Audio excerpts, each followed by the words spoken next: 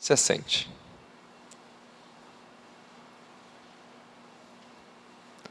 Vamos começar. Você veio para um culto de doutrina hoje. É maravilhoso a glória de Deus que está aqui. Amém? Podemos começar ou não podemos? Engraçado quando o Senhor me abriu ali a revelação no livro de Efésios. Ele me mostrou exatamente o capítulo 4, que ele era a base e o centro de toda a conexão com todo o ensinamento que eu vou dar para vocês. E o que eu acho mais interessante ainda é que tem coisas que Deus é tão rápido para nos revelar e nos mover. Coisas que eu nunca pensei e nem coloquei em ordem em mim. Elas vieram muito rápidas. Eu tive que construir esse sermão para vocês. Eu acho que 1 hora eu consegui receber isso tudo. E é algo que é para edificar você, para te preparar. É algo muito poderoso. O livro de Efésios é dividido em 6 capítulos. Os 3 primeiros capítulos são 3 primeiros capítulos chaves para aquilo que Paulo vai entrar no capítulo 4, 5 e 6. Paulo sempre tem um costume de dividir os 3 primeiros capítulos que ele fala para falar sobre a doutrina de Cristo. A doutrina da salvação, a nossa doutrina do nosso comportamento como cristão, e depois ele começa as formas pela qual nós vamos aplicando a justiça e o poder de Deus e a obra da regeneração nas nossas vidas. Nós vamos começar aqui no livro de Efésios capítulo 4. O que me chama a atenção é no versículo 1. Portanto, como prisioneiro no Senhor, suplico-vos que andeis de modo digno para com o chamado que recebestes. Aqui está se referindo à mesma coisa que Paulo usa, a mesma expressão no livro de Romanos capítulo 12. Eu rogo-vos, suplico a vocês, e vos rogo, pela misericórdia de Deus, que transformai-vos no vosso modo de pensar. Para nós não nos estar se conformando, nos moldando aos padrões do mundo, mas viemos ter uma transformação, uma metanoia na nossa maneira de pensar. Escute que eu vou te falar algumas chaves importantes para você ter uma vida apoderada do Espírito Santo. A primeira delas é uma renovação total da sua mente. Você pode até ter uma manifestação do Espírito Santo que vem sobre você com uma graça, uma misericórdia. Mas a única maneira de você se apossar de uma maneira completa e eficaz na sua vida, do poder do alto, do Espírito Santo, e ser pleno, é você ter uma transformação de mentalidade. Você nunca vai ser tão cheio do Espírito Santo quanto você não for transformado na sua mente, na sua maneira de pensar. É através da maneira de pensar que podemos abrir o nosso coração, através do entendimento renovado, para recebermos, por intermédio da fé, os dons de Cristo que Ele nos dá. Mas eu quero que você preste atenção num detalhe, que é por causa dos pensamentos, que o pecado ele entra na vida das pessoas. A guerra espiritual, ela se concentra na mente da pessoa. Antes de chegar algo nos desejos da pessoa, ela passou pelo filtro dos seus pensamentos. Se você permitir o Espírito de Deus e as Escrituras influenciar a sua maneira de pensar, provavelmente você vai ter uma transformação de consciência. Quanto mais forte for a consciência que a palavra de Deus construir em você, maior e mais poderosa será a sua dimensão de fé. Você tem muito mais possibilidade de vencer as obras do diabo e as obras da sua carne do que outras pessoas que não dão valor a uma transformação de mente. Se você permitir que o diabo continue influenciando seus pensamentos, você não vai muito longe no Evangelho. Mas tem alguns pontos importantes que eu quero falar para vocês aqui. O que muitas pessoas chamam de obras do diabo, a Bíblia chama como obras da carne. Olha em Efésios capítulo 4, versículo 25.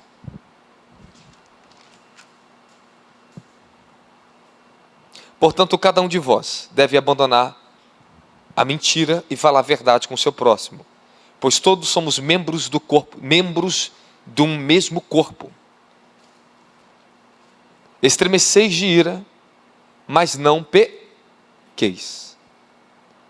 Estremeçam de iras, mas não pequem.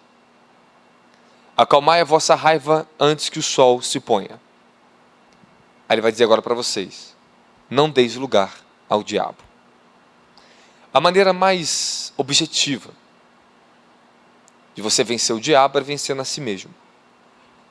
Nós não vencemos o diabo propriamente dito na guerra contra ele assim, frente a frente, se você não vencer ele primeiro em você. E para vencer em você significa que você tem que vencer quem você é primeiro. A sua carne, o seu velho homem. Então tem muitas coisas que nós atribuímos ao diabo, coisas que são nossas. Na verdade, mais de 90% dos problemas que nós temos na vida não é por causa do diabo. É por causa da nossa carne. Ok? Eu acho que eu vou dar para o diabo talvez 10%, estou dando muito para ele ainda. Muito. Muito. Porque o diabo ele usa a nossa permissão. Ele usa a sua legalidade. Ele usa aquilo que nós chamamos brecha. Que na verdade são o quê? Obras da carne. Então Paulo está falando assim para você aqui, ó, irai-vos, mas não põe sol debaixo da sua ira. Acalme-se. Acalme sua raiva antes que o sol se ponha. Ou seja, não dê direito demasiado à sua carne. Não dê direito demasiado à sua carne, para que você não seja tomado pelo diabo. Não deixe lugar ao diabo. Como nós damos lugar ao diabo? Senão pelas próprias manifestações das obras da nossa carne. Paulo ele faz uma sequência no livro de Gálatas, capítulo 5, versículo 17, profunda, sobre as obras da carne, onde elas são manifestadas. Quais são esses tipos de obras? Existem muitas outras obras, mas elas são as raízes de todos os outros tipos de obras da carne que possamos, como ser humano, manifestar. Então vamos lá. Paulo faz alguma lista desses traços do velho homem aqui no livro de Efésios capítulo 4. A carne ou a natureza não regenerada do homem. Vamos continuar lendo aqui agora. Aquele que roubava não roube mais. Pelo contrário, trabalhe fazendo com as mãos o que é bom, para que tenham que repartir com os que estão atravessando por um período de necessidade. Não saia da vossa boca nenhuma palavra que cause destruição, mas somente que seja útil para edificação, de acordo com a necessidade, a fim de que comunique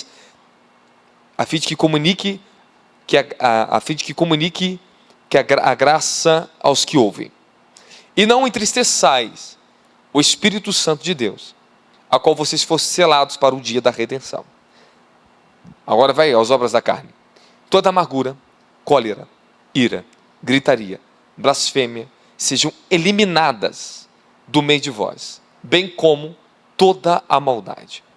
Pelo contrário, sede bondosos, compassivos um para com os outros, perdoando um aos outros, da mesma maneira como Deus vos perdoou em Cristo. Quero ressaltar uma coisa importante para vocês. Deus jamais te daria uma ordem de algo para você fazer, cumprir, se você não tivesse essa capacidade em você para fazer isso. Paulo ele nos ensina a despir do velho homem. Ele está nos ensinando a despir, a se desvestir e se vestir do novo homem, criado segundo a imagem de Cristo Jesus. Quem tem que se despir somos nós. Deus ele não vai te despir do velho homem. Ele te deu o Espírito Santo para você obedecer o Espírito Santo. E através da graça e pelo poder do Espírito Santo que habita em nós, nós podemos sim ter uma atitude, uma escolha de abandonar aquilo que é velho. Porque as coisas velhas já se passaram, e eis que tudo se fez novo na nossa vida. Mas ressaltamos aqui, Deus ele não é mentiroso. Deus jamais te daria uma ordem de algo que você não poderia cumprir, porque Ele é santo. Então Ele sabe que nós podemos cumprir o mandato que Ele está nos dando aqui. Ele está nos mandando perdoar uns aos outros como Ele nos perdoou por meio de Cristo Jesus. Então tudo isso aqui são doutrinas fundamentais do Evangelho que vai nos edificar para uma transformação completa do nosso caráter. Assim como a maioria das cartas de Paulo, os 3 primeiros capítulos de Éfeso têm um toque totalmente doutrinário. Vamos lá. Os 3 primeiros capítulos falam do que é ser cristão. No capítulo 1, versículo 3, eu preciso que você seja bem rápido no versículo. Não me atrase, por favor, na palavra aí na tela para os irmãos lerem. Coloca aí capítulo 1, versículo 3 ao 7. Bendito seja o Deus e Pai do nosso Senhor e Salvador, Senhor Jesus Cristo, que nos abençoou com todas as bênçãos espirituais nas regiões celestiais em Cristo, Portanto, Deus nos escolheu nele antes da criação do mundo para sermos santos e irrepreensíveis em sua presença. E em seu amor nos predestinou para sermos adotados como filhos por intermédio de Jesus Cristo, segundo a benevolência da sua vontade, para o louvor e da sua gloriosa graça, a qual nos outorgou gratuitamente no amado versículo 7. Nele temos a redenção do perdão dos nossos pecados, pelo seu sangue, segundo as riquezas da graça de Deus, da glória a Jesus. Bom, ele está falando que é ser um cristão ali. Paulo fala de muitas bênçãos que um cristão tem em Jesus. Capítulo 2, Paulo explica um pouco sobre a promessa da salvação e o processo dela. Ele fala sobre a predestinação da salvação pela graça por meio da fé. No versículo 11 e 12, fala da formação da igreja através de Jesus. Então, capítulo 2 de Efésios, Paulo vai falar sobre a estruturação da salvação e a formação por intermédio de Jesus Cristo que nós recebemos. Amém? Capítulo 3, Paulo fala do mistério do Evangelho. Fala mistério. Ele vai falar que o Evangelho é um mistério que nós vamos conhecendo por intermédio da revelação. Ele vai falar sobre o poder que nós somos apoderados do Espírito Santo. Ele fala de coisas muito maravilhosas no Efésios capítulo 3. Eu podia falar de muitas características de Efésios capítulo 3 aqui para você essa noite. Porém, quando nós chegamos no capítulo 4, Paulo ele vai te ensinar como você recebe o capítulo 1, capítulo 2 e capítulo 3. Se você não leva a sério o capítulo 4, capítulo 1, 2 e 3 não faz efeito nenhum na sua vida. Porque agora no capítulo 4 ele te ensina a se despir do velho homem. Um revestimento e da maturidade que nós vamos herdando por intermédio dos 5 ministérios. Efésios capítulo 4, versículo 11 ao 13. Amém? Ele fala sobre sermos maduros. Também fala para nós vencermos um tipo de atuação de Satanás no meio da igreja, pela qual ventos de doutrinas espalham as pessoas para tudo quanto é lugar, jogam elas pelo vento. Então todas as pessoas que não são maduras na fé, elas podem ser assopradas por qualquer modismo, qualquer movimento novo de homens pode conduzir essas pessoas ao engano, desviando ela de uma fé sadia e uma fé completa, segundo o Evangelho nos ensina. Mas vamos lá que o negócio aqui vai ser sério essa noite. Posso continuar? Vamos lá. Veja, como Paulo inicia o capítulo 4 agora. Rogo-vos, assim como ele também iniciou no capítulo 12. A palavra, no entanto, traz de volta o contexto doutrinário que foi ensinado nos capítulos anteriores. Quando Paulo está usando essa expressão, no entanto, ele está afirmando para que vocês, da única maneira que vocês têm de cumprir o capítulo 1, 2 e 3 e herdar essas bênçãos espirituais, é se você ouvir o que ele vai começar a nos ensinar agora no capítulo 4, nós vamos ler. Amém, amém? Você está entendendo até esse ponto aqui? No entanto, é uma forte, escute o que eu estou falando para vocês, não é uma pequena expressão que Paulo está dando aqui, é uma expressão muito forte. Rogo-vos. Ele está chamando a sua atenção. E depois ele fala, no entanto, a condição extrema e a única condição que vai te ajudar você a cumprir, receber o seu mandato, a sua predestinação no Evangelho, Efésios 1, Efésios 2 e Efésios 3, que é muito poderoso, que se eu pudesse pregar essa noite, nós mergulharíamos ali no espírito de revelação, de sabedoria, o espírito de poder, Efésios capítulo 3, versículo 14, a paternidade, a revelação das dimensões do amor. Tudo isso só é possível se você obedecer o que ele vai te falar no capítulo 4. Pronto, hoje eu estou como um professor da escola dominical para você aqui. Capítulo 4. No entanto, ele traz de volta o conceito doutrinário. Vamos lá, Paulo começa aqui o que nós chamamos de prática. Fala prática. Ok. Ele vai te ensinar você a colocar em prática o Evangelho na sua vida no capítulo 4. E vamos fazer mais umas leituras aqui já. Vai lá no versículo 27. Não deis lugar ao diabo. Beleza. E qual é a maneira que nós não damos lugar ao diabo? É não satisfazendo a nossa carne. O apóstolo, já sei disso a minha vida inteira. Já está perfeito? Já consegue vencer esses males aqui? Já abandonou a cólera, a ira, a gritaria, a blasfêmia? Já aprendeu a repartir o que você tem com o teu próximo que tem necessidade? Se não, então continue aprendendo. Até um dia você praticar a justiça completa do reino e você ser completo. Porque a Bíblia, ela não te dá base nenhuma para você ser meio cristão. A Bíblia não te dá base nenhuma para você ser incompleto. A Bíblia não te permite, também não me dá condição de salvação, segundo o que a Bíblia me ensina, que nós temos que estar completo e revestido de Cristo, para não sermos encontrados nu no dia da sua aparição. Não sermos confundidos na sua volta. Pô, Senhor, eu estou te servindo, estou na igreja a minha vida inteira, não foi arrebatado?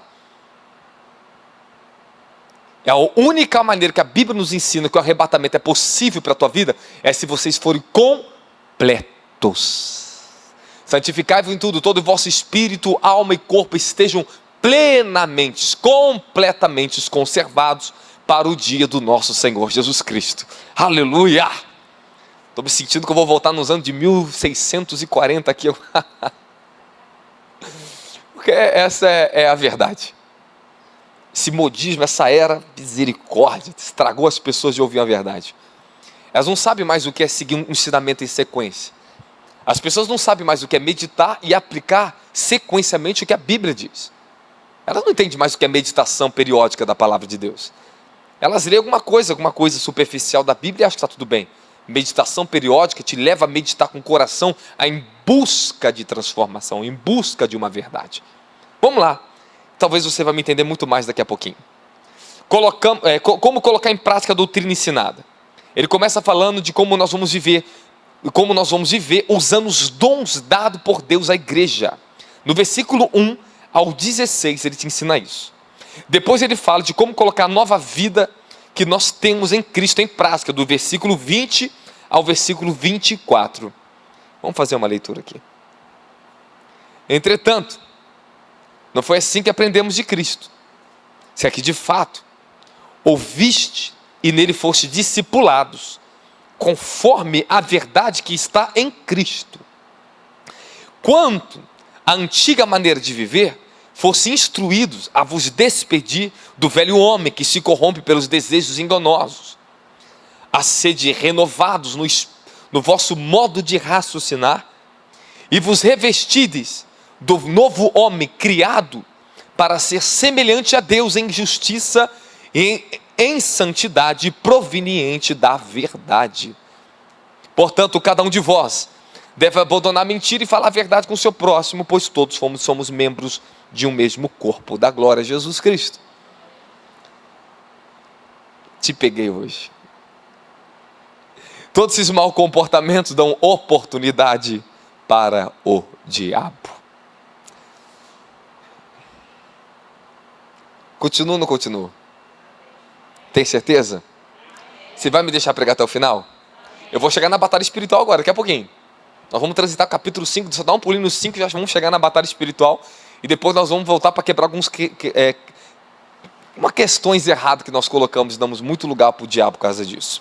Capítulo 5, Paulo fala de imitar a Deus, andar em amor e santidade. E depois ele fala dos deveres do marido, da esposa, de crianças, senhores e escravos.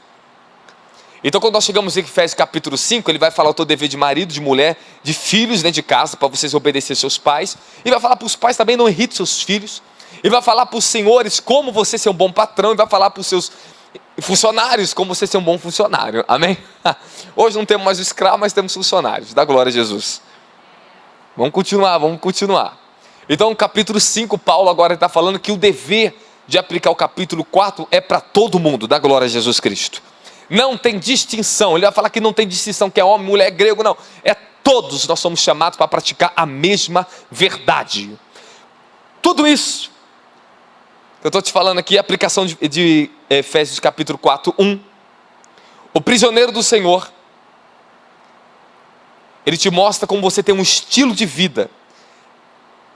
Qual é o seu verdadeiro estilo de vida como cristão? Ser digno da tua vocação celestial. Fala, eu tenho que me tornar digno. Você pensa nessas coisas que eu estou te falando para você aqui? Você acha que Deus ele romantiza a tua fé?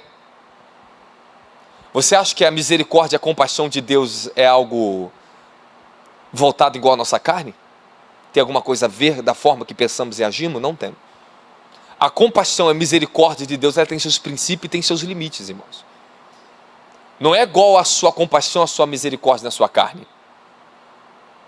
Nós não estamos aqui dando base e legalidade para pecado aqui. A compaixão, a misericórdia de Deus é uma cobrança.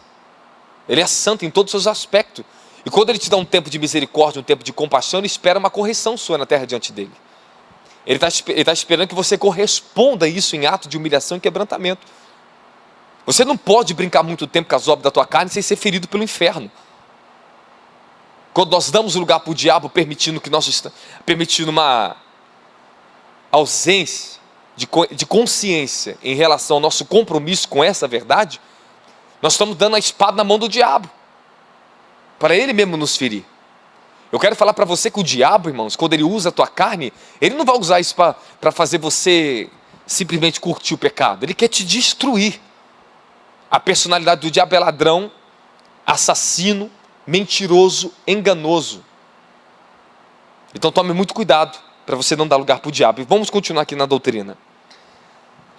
Portanto, que Deus Pai, Deus Filho e Deus Espírito Santo fez por nós, no capítulo 1 ao 3. É dever de todo cristão andar como um estilo de vida digno do seu chamado que recebeu em humildade. Fala, humildade. Vai lá, versículo 2 e 3 agora. Capítulo 4, 2 e 3. Leia para mim. Com toda humildade e mansidão, paciência, suportando uns aos outros em... Engraçado, o que as pessoas gostam muito de ir na igreja? Para quê? Para ter um pouco de euforia, emocionalismo, sensacionalismo, êxtases na carne, mas elas não querem ir para ter uma nova mentalidade.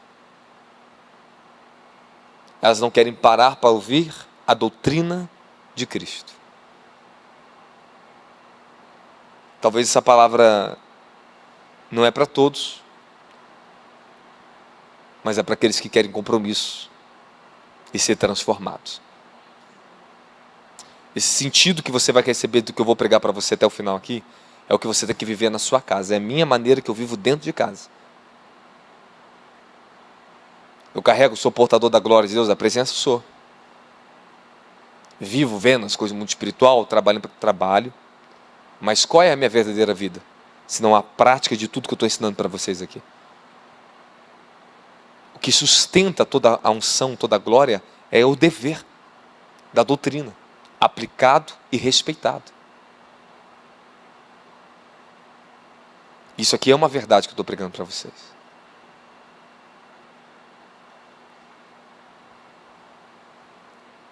Se você deseja ser salvo, vivendo uma vida digna, de acordo com o que você foi resgatado, você terá que entender que teremos guerra contra Satanás. Agora a coisa começa a ficar um pouquinho mais estreita o nosso ensinamento aqui essa noite. Se você quer viver uma vida digna, santa, você vai ter guerra contra o inferno. O inferno vai se opor com todas as forças que ele puder contra você, para que você não alcance a plenitude do que é ser um verdadeiro cristão na presença de Deus. Quando andamos e vivemos dessa forma, uma coisa é certa: seremos atacados. O diabo vai atacar a sua carne. Ou você acha que o diabo quer que você viva em paz, sendo um santo, só louvando a Deus, não tendo nenhum problema? Não. Você vai ter um grande problema com o diabo. Você também vai ter um grande problema com a sua carne. E você vai ter um problema com o mundo. Salvação não é coisa fácil. E se alguém falou para você que ser salvo é coisa fácil, mentiram para você. Segundo, se alguém falou para você que ser um cristão verdadeiro é fácil, mentiram para vocês. É muito difícil. E a mentalidade que você tem que ter como um servo de Deus é a mentalidade de um soldado. A mentalidade sua é de ser um guerreiro. Eu estou em guerra. Eu tenho que estar todo o tempo preparado para uma batalha. O diabo, Pedro diz, a personalidade dele é essa. Ele não cansa. Ele anda ao nosso derredor, procurando só uma oportunidade para nos atacar, como um leão, que anda à volta da sua presa, esperando uma oportunidade para atacar. Essa é a personalidade daquele que vocês estão lutando no mundo espiritual. Paulo vai enfatizar para nós que a nossa luta não é contra a carne e contra o sangue. Já vamos entrar nesses detalhes. Então você tem uma guerra espiritual declarada. Quando você foi transportado do reino das trevas, como diz no livro de Atos, capítulo 26, versículo 17, 18, você foi transportado, tirado de uma dimensão para uma outra dimensão, das trevas para a luz. Você foi arrancado debaixo do poder do diabo, do domínio do diabo. E você foi levado para o domínio do reino do nosso Senhor Jesus Cristo, conforme Colossenses 1,13. Quando você saiu de uma dimensão para outra, você fez um grande inimigo, Satanás. Você agora é um guerreiro da luz, você pertence à luz. Então não espere e não se conforme com qualquer tipo de doutrina que ensine vocês que vocês não estão em guerra contra o diabo. Isso é mentira, isso é diabólico, isso é heresia, está contra a palavra de Deus. A palavra nos ensina que nós temos que batalhar pela salvação das nossas almas. A palavra de Deus nos ensina, Efésios 6, que nós temos uma guerra declarada e para nos revestirmos do poder das armaduras de Deus para suportarmos essa batalha de pé. Vou falar alguns aspectos que eu aprendi sobre a luta e a batalha romana e grega. Então vamos entrar lá. Continuando. Não se preocupe com uma coisa. Se você está vivendo em obediência e submissão, a vitória ela já te pertence. É uma batalha já ganha, mas tem que ser declarada através da sua obediência e a sua submissão à palavra de Deus e ao poder do Espírito Santo. Coloca Romanos 8,37. A Bíblia nos ensina que nós somos vitoriosos em Cristo. Romanos 8,37, lê aí, ó. Contudo, em todas as coisas somos mais do que vencedores por meio de quem? Tá, você não é mais do que vencedor por meio da tua inteligência, por meio da tua força. Você não é mais do que vencedor por meio do seu dinheiro, porque isso não é uma guerra terrena, é uma guerra espiritual. Se fosse uma guerra terrena contra os homens,